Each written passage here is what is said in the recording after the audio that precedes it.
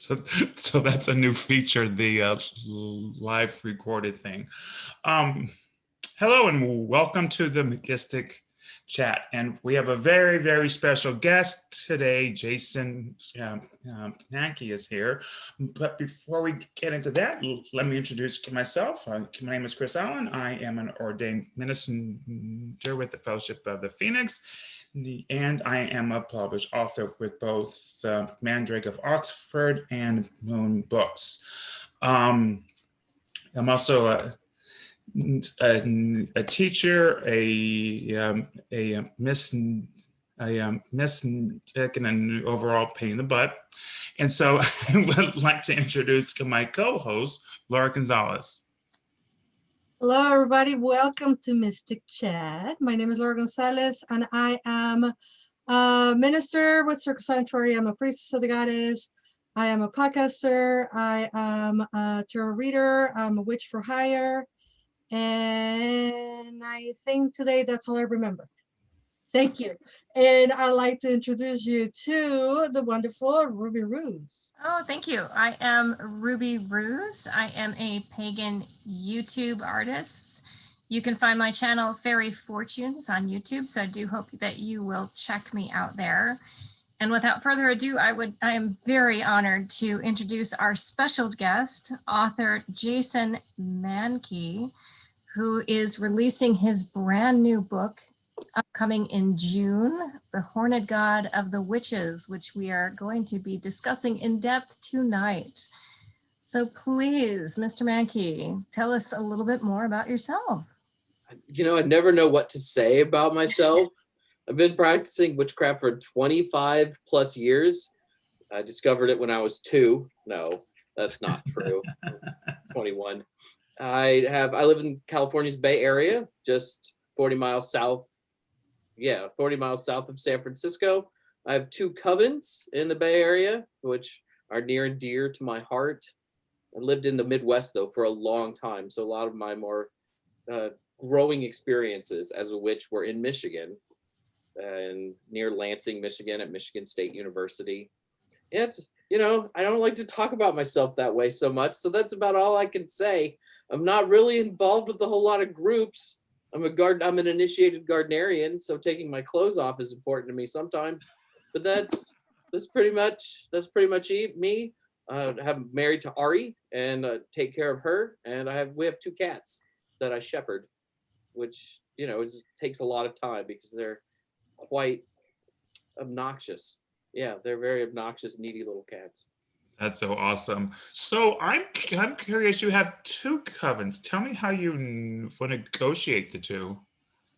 Not well. There's a lot of overlap between the 2 of them, but we moved up here and my wife works the medical field and she's on call a lot. So working with other groups was really hard for us because, you know, she needed to be by her computer. She couldn't leave the house. So we started having people over to do circle, to just do ritual, and that formed a coven eventually after about 6 or 7 months. And then when we became 3rd degree Gardnerians, we started a Gardnerian coven. So sometimes during the Sabbats, they're quite busy. You know, there's Ritual Friday, and then there's Ritual Saturday. Sometimes there's a public ritual in there too. So, you know, you might do 3 rituals in 48 hours. My wife will sometimes say things like we're doing Samhain, and I'll be like, you know, we're going to do that for this public group, and then we got invited to this, and she's like, Jason, how many times can we celebrate death?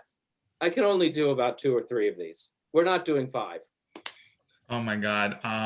So as I was saying in the intro, I'm an ordained member of clergy with the Fellowship of the Phoenix, which is an LGBTQ pagan group. Plus I have my own for traditional craft circle, and you know, around Samhain is this, oh my God, Samhain I'll have, you know, a public ritual, a private ritual, plus Chris, you have to come to our Samhain ritual. I'm like, okay, I'm on number 7. Okay, I can't wait. It's like I can't wait for Samhain to be over. I just posted on my Facebook, you know, like, if you want me, speak now for late summer and early fall, except for Samhain. the Samhain is already spoken for. But I'm sorry, Jason, I think I interrupted you, so please back to you. No, it's just because Ari's on call. We can always just say Ari's on call. We can't go anywhere. Whether that's true or not, but by the time we get to, the fifth sound ritual, we're just sounded out. Yep. There's a Yep. point. Yeah. So tell us about the book. I mean, I read the book. I know about the book, but I would love it if you tell us about the book because it's fabulous. So this is my 7th book now, and I originally tried writing this book back in 2004, 2005, back when I thought that maybe I could be a writer, and it was really terrible. None of that early draft is in this particular book. And I found it really hard to write about the horned god because there are so many preconceived ideas. Mm-hmm. When we talk about sort of this bigger image of the horned god, it comes from a variety of sources. How do you write about all of those? There are people who don't want to read about some of those sources, most likely, especially some of the things having to do with the Christian devil. So I told myself I'm never going to write this book. I tried before and I failed, and people would ask, are you ever going to do it again? And I'd say, no, not going to write this book. Somebody else should write the book. And then one day I'm in the shower and all of a sudden I get these ideas for like chapters. And I always have my best ideas in the shower because it's warm and there's usually Tom Petty playing while I'm in the shower. And so I'm thinking, and I've got these ideas, and I run to my computer like naked and wet and start like writing down the chapter ideas. And before I know it, I'm like, well, this could work. This could be the Horned God book. And I sent it to Llewellyn. They said, why is this? How is this different from the one we rejected 15 years ago? And Did they actually say that? Yes, they did. And they dredged up the old email telling me, no, we don't want to write this book. Oh my God. And it's my editor whom I love, Alicia Gallo. She's great. And she's like, I said no 15 years ago, Jason, why now? And I'm like, well, it's different. Like you see the different chapters and I'm a much better writer than I was before. And eventually she said, fine. And she'd do it. And there's not a Horned God book, really. There's kind of a few that are sort of there on the margins. There's Horns of Power. There was a Hern the Hunter book that came out on Capel Ban like 20 years ago. I have that book. Yeah, it's an excellent book. It's also out of print and sells online for hundreds of dollars. So, I thought maybe I could write something that's new and contemporary and talks about all of these things. And really, it's one of those things too. You just don't see books about the Horned God. And when you see books about gods, male gods of witchcraft, I don't want to say that they're bad because that's not fair, but there's a lot of outdated information in them. I mean, there was DJ Conway's Lord of Light and Shadow. A lot of that one is bad. There's the Farrar's Witch is God. Some of that is fine. The rituals I never really cared for. So I thought maybe I could do this and do it better. So that was sort of the impetus to write this book. And also, I'm a Horned God devotee. I love Pan. I love Kronos. Dionysus is in the book. I also love the sort of bigger idea of the Horned God. I love Margaret Murray's writing about the devil and the witch cult in Western Europe. And I wanted to put all that in a book and share my love for it with, as many thousand people want to read my book. So go ahead, Ruby. So you were in the shower and you got this ideas for chapters, but can you remember any specific moment where you were like, now is the time to write this book about the Horned God? I don't know if there was ever a particular time. I'd just gotten through with my fifth book. I don't know. They're all run together now. I just had gotten done with the book and, I'm ready. I'm writing proposals to Llewellyn about future books. So, what to write about was certainly in my head. I think a lot of it was, and I don't want to like demean a goddess, but I was seeing a lot of Hecate things on there. Like Hecate is the most important deity of witches. And I was like, what about him? Like when you think about, witch trials of the early modern period, it was, it was the devil, it was the Horned God, right? So I wanted to give him a book that kind of put him on equal footing and reminded people of him. So I think maybe this was the time, because I felt like he was sort of being overlooked. And I So wanted it's to talk about interesting. It's interesting because when he first found witchcraft back in 1992, and I was 0 years old. I'm just kidding. I was 17. I remember it was very goddess heavy, and when I got formal training in like 2000, and so I was told the reason it was so goddess heavy is because the 50s, 60s, and 70s, it was so patriarchal that it was like a backlash against that, which I get.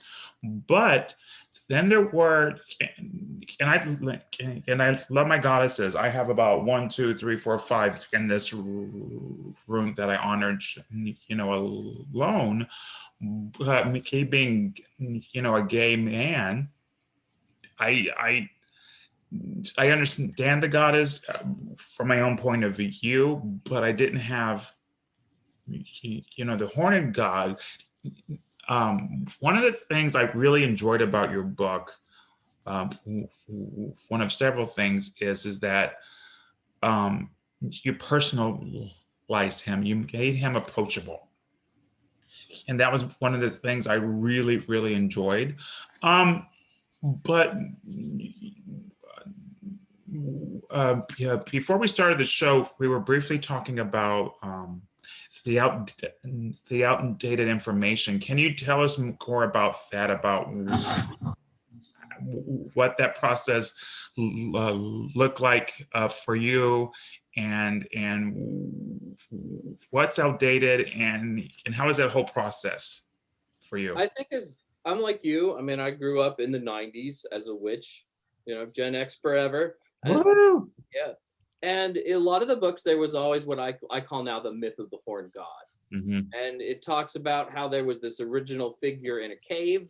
That figure is usually called the sorcerer. And it was the first sort of figure that looks like a god with antlers on top of his head.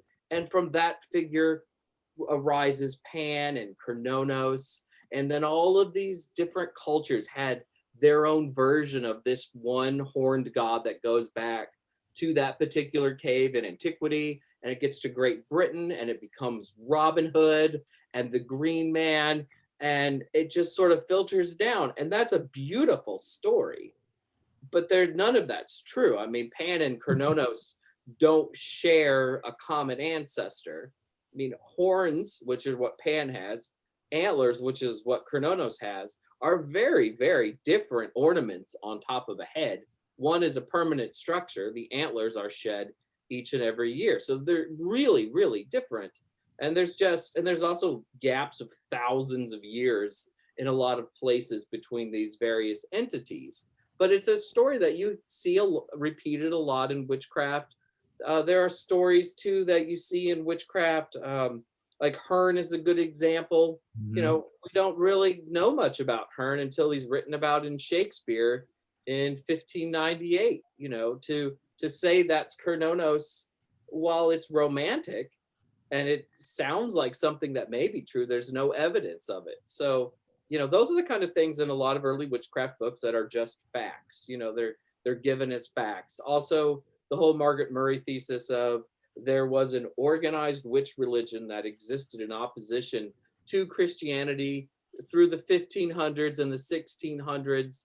There's no evidence of that. I'm not saying that there weren't people who were practicing magic, and there were certainly people who were executed who did not deserve to be executed for things.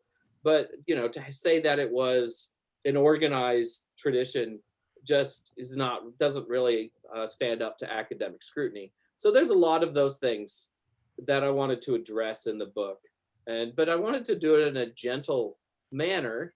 And if I don't sound gentle here, I apologize, because these myths mean things to people, right? To me, there's power in thinking that this one figure 15,000 years ago gave rise to all of these other figures. And while that may not be literally true, I do think that there's an impulse inside all of us, that it was inside our ancestors and their ancestors on down the line, that felt a need for a horned or antlered figure in their life. They felt a need for a figure that represented joy and pleasure and oneness with the earth. And over time, that manifested itself as Pan, as Kronos, to modern pagans, I think, is the Green Man, and in so many other forms. So I really wanted to address, some of the history, but I also wanted to make it palatable and not adversarial. Sometimes like, I know things and you don't. I mean, that's a terrible way to present stuff, and I try really hard to avoid that. And I believe that addressing that at the beginning of the book, well, let me preface what I'm going to say first by saying this is not a secret. A lot of people who know me know that I am a hearing learner, and it's really hard for me to read.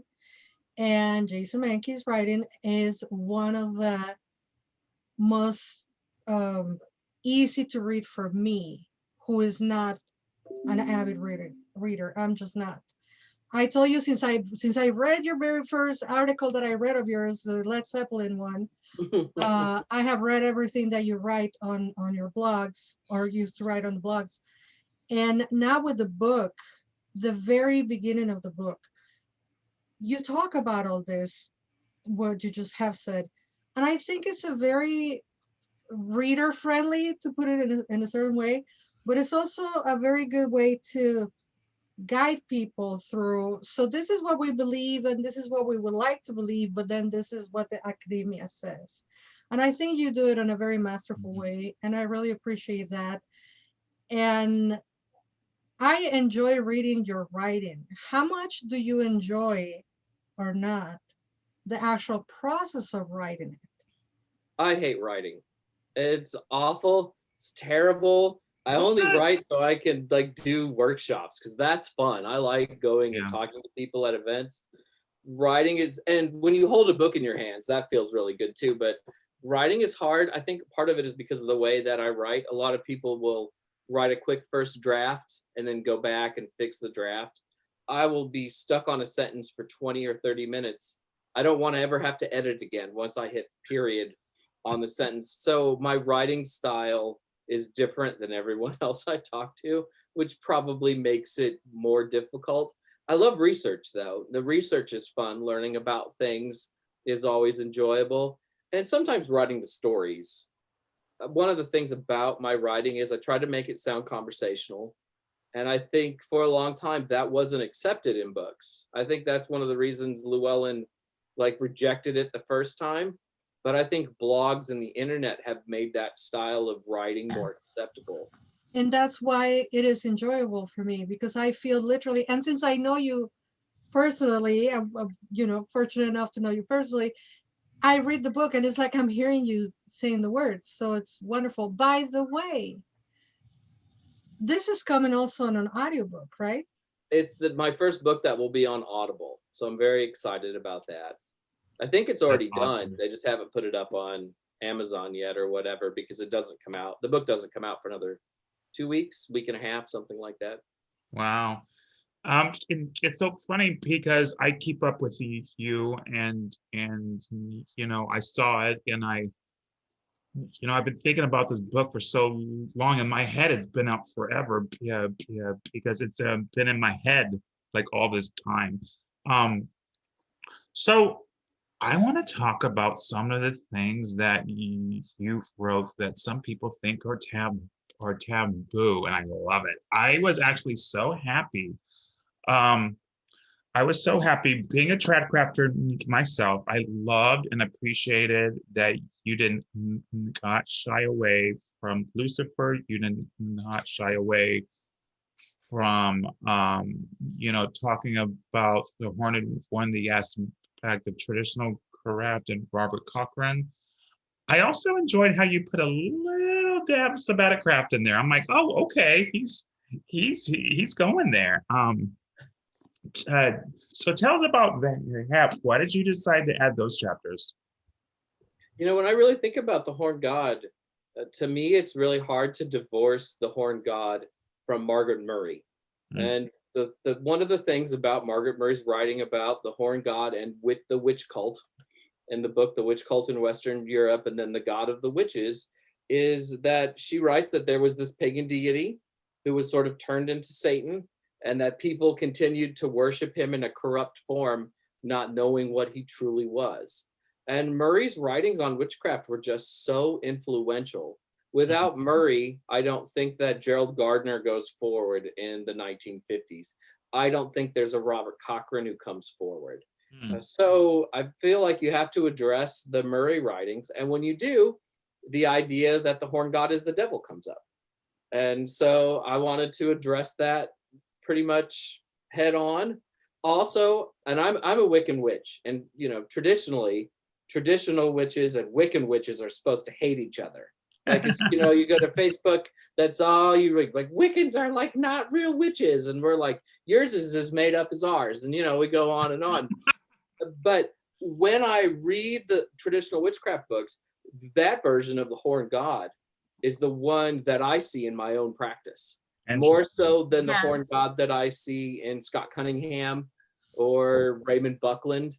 It's that tradcraft horned one that I really feel like I'm working with. And I think a lot of people, especially like in Gardnerian initiatory traditions, which place more emphasis, I think, on the horn god as a god of death, I think that they're working with that particular figure too.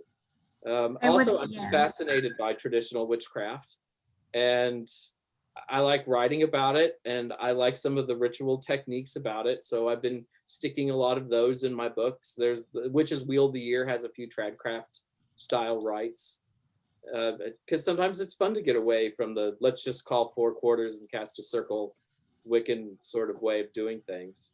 But I think that you can't tell the whole story of the horn god without mentioning some of the Satan stuff. And I think understanding the story of Lucifer also makes it a lot less scary, because it's not scary at all. I mean, this is a deity that wanted to teach magic to other people. This is a deity who fell to earth so that they're here with us instead of lording over us, from the sky. To me, that's very horned goddish, being here with human beings.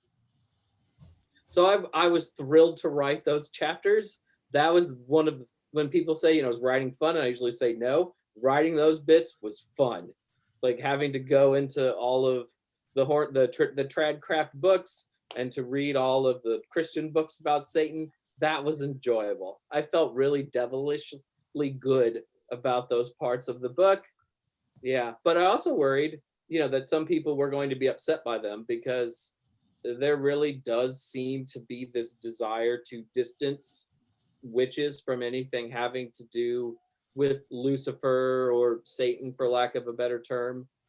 In the chapter in the book on the history of the horn god, especially in Wiccan style witchcraft, you see sort of a gradual drift away from the horn god. I think some of that was because in the 70s and 80s, you had satanic panic going on, which was a very real thing. Yeah. And our God isn't Satan, and he has horns, but you can also worship the sun god too, and he doesn't have horns, and the horns are all optional. And all of a sudden the horn god just becomes the god, and it sort of goes away. Those bits of the book I'm immensely proud of, and I think they're stories that haven't been told in print before. It's interesting because I have to tell you, like, I did read the book, cover to cover, in exactly the order. I was like, oh, tradcraft stuff. Don't skip ahead. Don't skip ahead. Don't skip ahead. However, I appreciated how the book is designed, how you don't have to go in order. Pick your favorites. I really enjoyed that. I like that. So how I was always introduced into the Horned One and traditional craft, because I remember my teacher would just so you know, in ceremonies sometimes he's called the devil, and I was like, what? No, why? And how it was explained to me, it was explained in 2 different theories, because we actually don't know. The first theory is that when not everybody was a diehard Christian and for doing the witch trials as you think.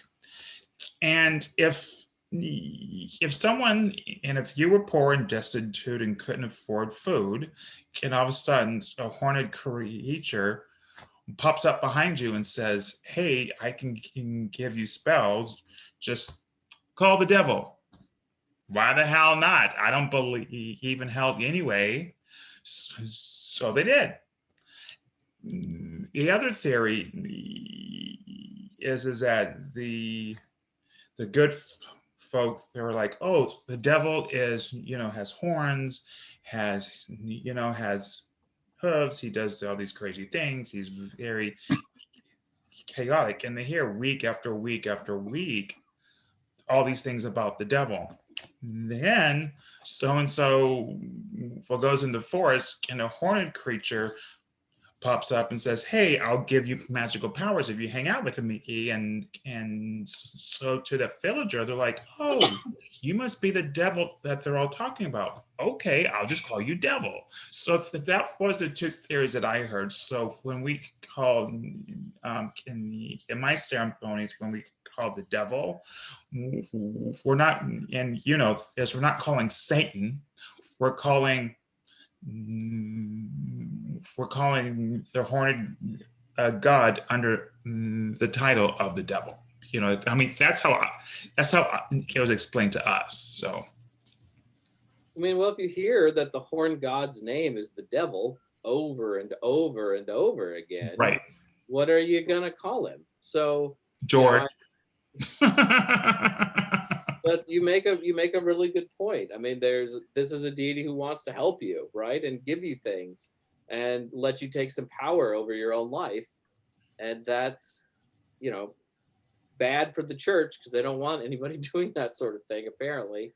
And then you have the archetypal or archetypist pagans such as myself. You all know I flop and flip every 5 minutes that I believe they're archetypes, and then now they're really are gods, and I'm a hardcore polytheist until I'm not again.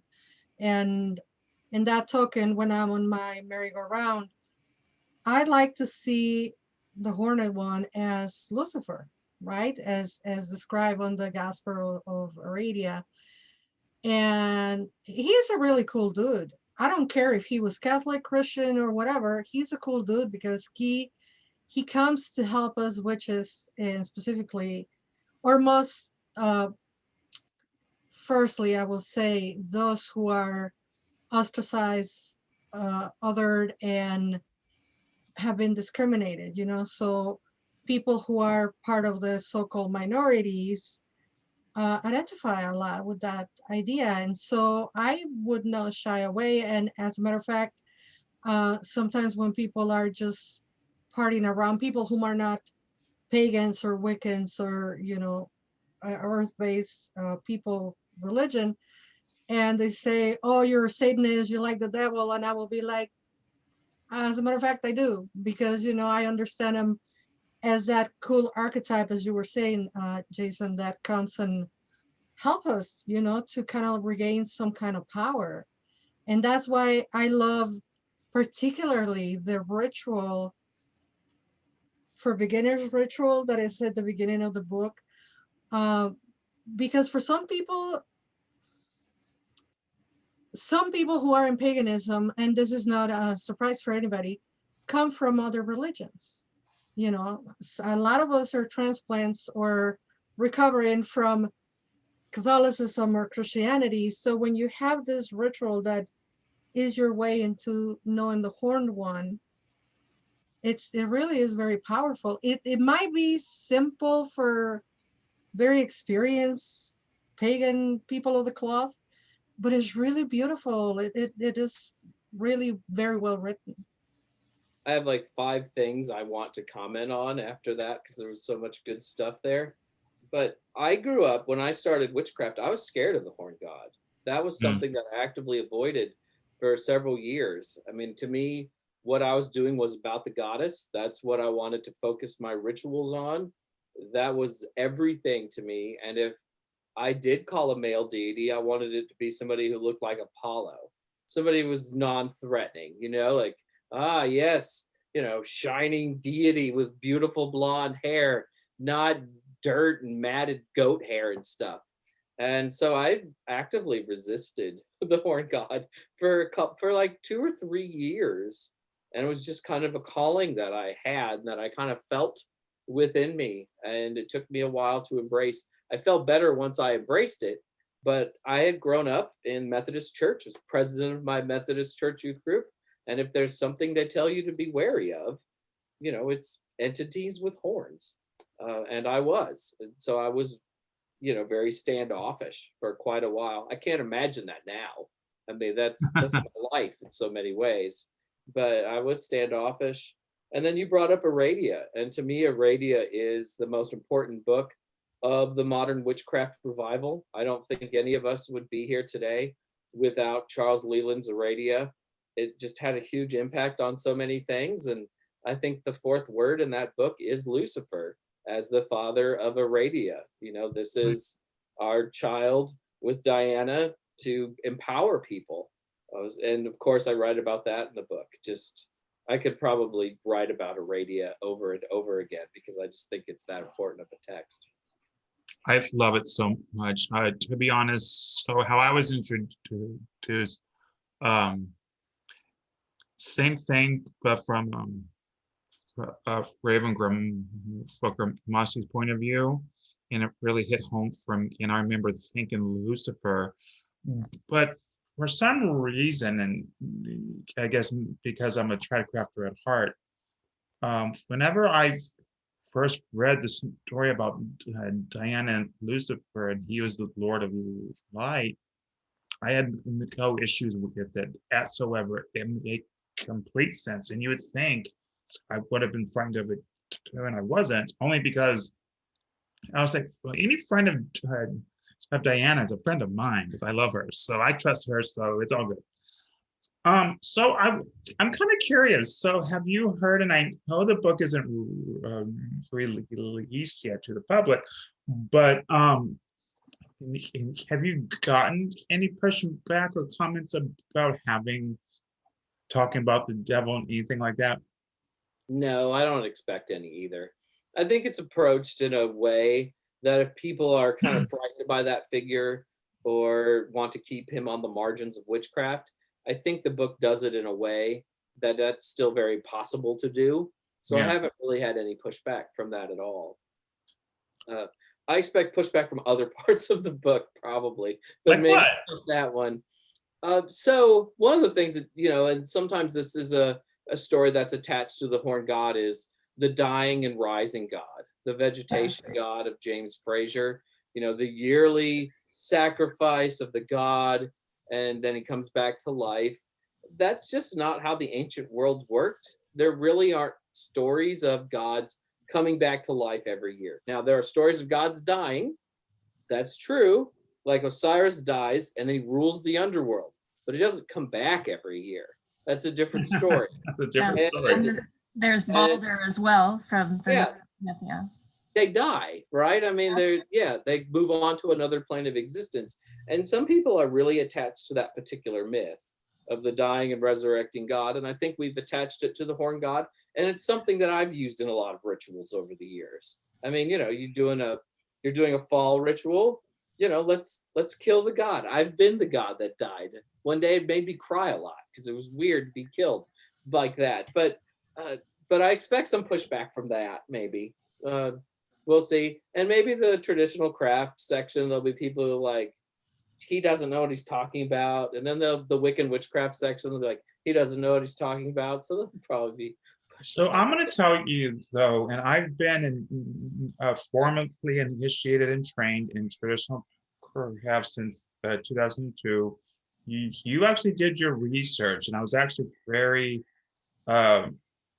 impressed, because usually when I hate to say non-initiate, but when a person doesn't share the same tradition, I give them some slack because they don't have the experience and they don't blah, blah, blah. But I have to be honest, it was probably one of the one of the better explanations I've ever seen, including written by tradcraft authors, because I think up until probably what 15 years ago, they were trying to do this whole thing about, oh, it's secret, secret, secret. I mean, blah blah blah. We're not supposed to tell secrets. Hell, even when I wrote a ritual of my own books, I had a tradcrafter tell me, a dear friend, say, did you get permission to do that? I'm like, oh yeah, we don't gatekeep. And my philosophy is Google can find you any secret, occult, anything. So I'm never worried about that. But I have to tell you, you did a really good job, and this is coming from a person who extensively researched tradecraft authors. I was going to say something now, and I lost my own train of thought. As you know, but you talk about secrets and things. You know, as a Gardnerian, we have certain oaths, and we're not allowed to say certain things. But the secrets, the mysteries, lie in the doing. They don't lie in the words. You can find the books of shadows everywhere. You can find secrets, but reading them is not the same as doing them, and they don't really become alive things until you do them. You know, I tell Gardnerians this all the time. You could give somebody our book of shadows and they could read it, but it wouldn't mean anything, because it only means something when you do the activities, when you do the rituals, when you have the moments with deity and other higher powers. Yeah, I appreciate the whole experiential, and I also appreciated how after every section, after every single time you talk about the Green Man or the Horned One or Lucifer, you give a ritual. I was also impressed that you gave a ritual for Lucifer, because you rarely see those, rarely. I was actually impressed. I was like, okay, he went there too, and it was well done. It was very well done. At the same time, though, it wasn't aggressive. I thought it was a very nice, gentle introduction. So, for example, if you're curious but a little hesitant, it was go at your own pace. We're not like, okay, set your hand fire and dance around and call Lucifer, which I want to see that ritual, by the way. It was done in such a way that, I mean, at least I think was very nice. It's like, slowly put your big toe in the icy cold water, you know. I was worried that Llewellyn might not let me kind of put those sort of rituals in the book. Really? I was actively worried about that. What did they say when you did?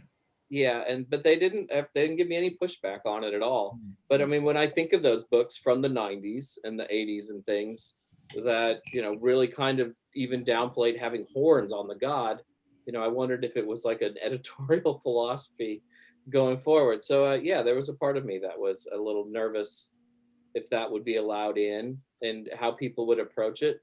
But I mean, there's a long history of groups looking to figures like Lucifer in a positive light. I mean, there was 2,000 years ago. It's just that the wrong group won, you know, and controlled information from then on. But we've been talking about it a lot. It is only one part of a greater book, though. There's a lot of other things. One of my favorite parts of the book is the rebirth of Pan in English literature in the 19th century, early 20th century.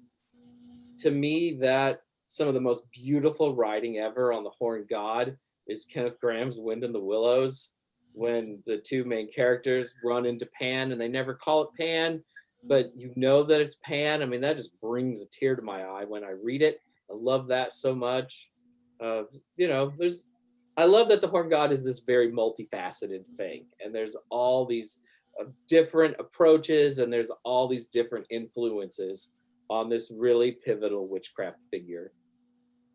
So since I'm their slow reader here and I haven't gotten to the Green Man, can you give us a little teaser about how the Horned God translates to the green man, because I think that is a basic one for nature-based practitioners.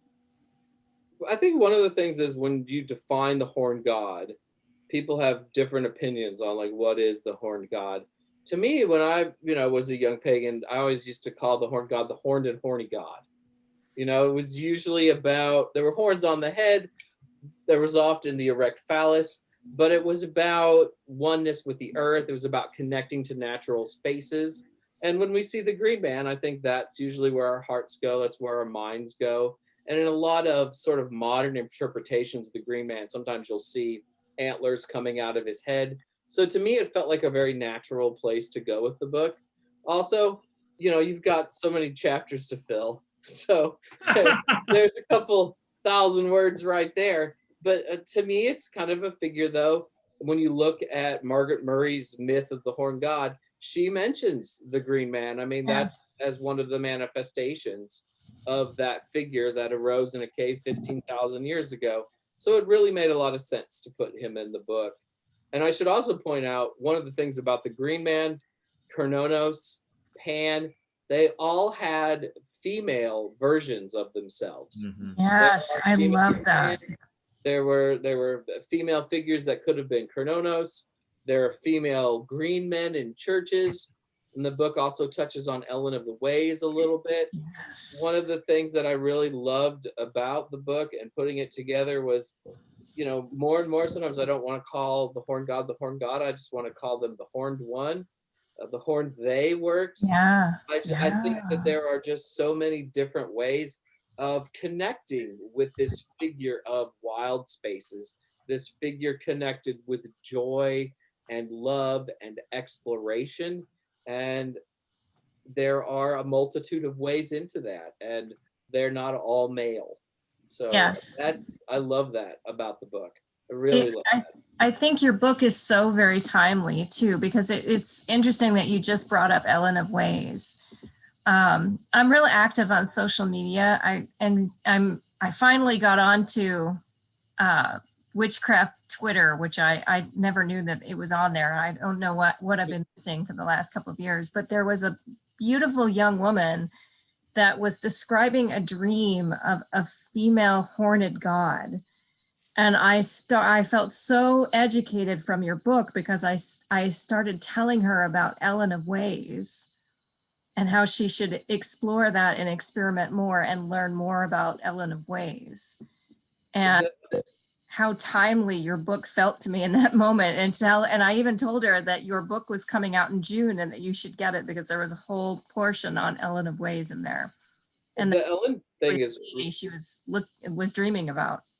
The Ellen thing is so fascinating to me, because I mean, this is the history of Ellen is like kind of a history that you read between the lines a little bit. There's nothing that says there was an ancient goddess with reindeer horns named Ellen of the Ways, but you can look at stories and it just feels like there was this figure there. And since Ellen has been talked about since the 80s, you can buy t-shirts with Ellen of the Ways. You can buy statues that are made by statue companies about Ellen of the Ways. Obviously, it's a figure that is appealing to people. She's reaching out to people, and people are hearing her call. And even if, let's say, she's not a 2,500-year-old goddess, that doesn't matter, because she's here with us right now. Yes. And I find that evolution really, really fascinating, and how quickly it's taken off too. The first mention of Ellen of the Ways is in the 80s. Caroline Wise, I think is her name, who started writing about Ellen. And I mean, that's like being shot from a shotgun. That's fast to have all of these things and all of this information. And I know people in my coven who are very close to her, and I go to festivals and I hear people talk about Ellen. So it's great. And as I said, it's another way to touch the mysteries of the Horned One. It's another entry point to understanding deities with antlers and horns. So speaking of that, do you see the Horned One in contemporary pop culture? Like, do you see, oh, I see him there, I see him there? You do sometimes, but it's really different. Like, Sabrina the Teenage Witch, right? Like all the witches we're watching that on Netflix. And the horn god that they chose to use, was the devil, for lack of a better term, right? I mean, that was the one. Hail But Satan. yeah, but he was recognizable to me. A lot more manipulative than the horn gods that I've worked with. But but he was there. We're having a witch moment right now, and we've been having one really since about 2015. And because we're having a witch moment, you see images of the horn god. Oftentimes they're images that look more like Baphomet or the Christian devil, but he's still there. One of the things that's always struck me when I see a woodcut of the devil from the late Middle Ages, early modern period is this is obviously a figure of joy. I mean, nobody seems upset that they're dancing with him. They all seem pretty damned happy. And even in the shows, where they're worshiping the satanic horn god, they all seem pretty happy to be doing so. That joy still kind of comes through. But I don't think we're seeing kind of like that representation of Pan so much, or Kernonos. What we're seeing is the horn god is filtered through Margaret Murray, probably more than anything else. But it's one of the horn god's very legitimate manifestations. And I So think sometimes in the collective psyche of humanity, even if it is transform or evolve into not exactly what the historical mythological figure is, it still plays an impact on people, and it still brings the perhaps cellular memory of it. I think that's why, I flip-flop between archetype and actual deity all the time, because the symbols will speak to you. Even if it is not specifically Pan, it's still there, there's still a little something of it. When people talk about the influence of movies on witchcraft and the occult, one of the movies they bring up the most is Rosemary's Baby. And if you see Yeah. Rosemary's Baby, it's very much the devil, and the people doing the occult aren't particularly nice or likable, but it still sparks interest in things. And that movie sparked interest in things. And I think it's the same with sort of these more devilish versions of the horn god that we see in modern television and film. It still sparks interest. yeah, I think that we are, someone said a long time ago in some workshop I saw that their theory is that we all have that primal fear of horns and predator and prey, and that's where that, and in their theory, that's where that comes from. So I actually have a theory that that's our conditioning. That's our conditioning from Christianity, because nobody it's like, for example, you see babies walk up to wild animals all the time at zoos. You see them, like, there is no fear. We're conditioned to have that fear. Well, I mean, you look at the Roman Empire, and you look at what was on their coinage. You had emperors with horns. You had Alexander the Great with the horns of a ram on his head in coinage. Obviously, that wasn't about fear. I think it was about earthly power in some ways, and power here in this world and in this place. And that was all throughout the Roman Empire, was the horns on powerful figures. And then, of course, Christians don't sometimes seem to like powerful figures on earth. And so let's be scared of that. But they were scared of any sort of pagan deity, that's for sure, whether they had horns or antlers on their heads. But yeah, I think we're conditioned to scare. We're conditioned in large parts of our society to fear horns and antlers. And I don't think it's a natural thing. It's just because of what we've been told. Like when I was a kid and starting out in witchcraft and scared of, the horned one because he had horns. Right. Conditioning, had to overcome it. I think too, it's a part of being physical, of being present in your body, because that was something that resonated with me as I was reading your book. It was very rooted in the physical. It was very rooted in experiencing a pleasure. I had forgotten that Dionysus had horns. I did know that in the back of my mind, but I had forgotten that he was associated with the bull, and it was often depicted with bull's horns on his head. And he is very much a figure of pleasure, of drinking and the theater, and very much visceral and tangible and physical, being present in the moment. And I feel like that is something that we try to remove from our spirituality, is that we're supposed to kind of be, in the modern age, it's removed from us. It's seen as something outside of ourselves, rather as being present in the now, in the physical. So that was something that really resonated with me as I read your book, is that it was very much about taking it back to the personal, the present, and the physical. I often feel like a failure in witchcraft because people ask me, like, what are your meditations like? And all these kind of deep things. And I'm like, I'm just a very earthy person. I want to do things in my body and feel my body and not so much live up here. And to me, the horn god is about feeling your body and about doing those things. And, it's pleasure's great, but it's also about being responsible with that pleasure and embracing consent culture when you do embrace someone else. And to me, that's the horn god. And I love those sort of physical elements. And I'm glad that comes through in the book, because that's very me, that physical sort of way of being, trying not to live up here too much. That's awesome. So we have come to the end of our time. So, and Jason, when we stop recording, we usually open it up to questions and things. However, what are your final thoughts and your final words? And when can we get our hands on your book? So I think the book comes out June 8th, which is a Tuesday.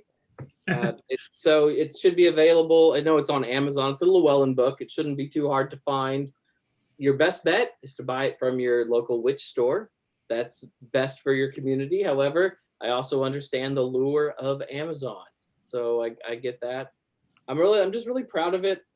And you also have an Etsy store too. I do. I have like 100 pre-orders for this book from the Etsy store, and I'm drowning in like envelopes and mail right now. So I'm like not encouraging people to go that way, unless they can wait like a couple of days, because I'm expecting all of my copies tomorrow, and then I'll be spending the entire day stuffing envelopes and stuff. I'm just really proud of it, though. I don't think there's a book like this that's been really written for witchcraft audiences. And I keep looking through it and I'm like, I can't believe that I wrote it, because so to me, it doesn't seem so bad. Also, it's worth it just for the beautiful cover by Laura Tempest Zakroff. Yes, it's a beautiful a cover, which is so funny. As soon as I saw it, I know exactly who drew it. I know exactly who made the art.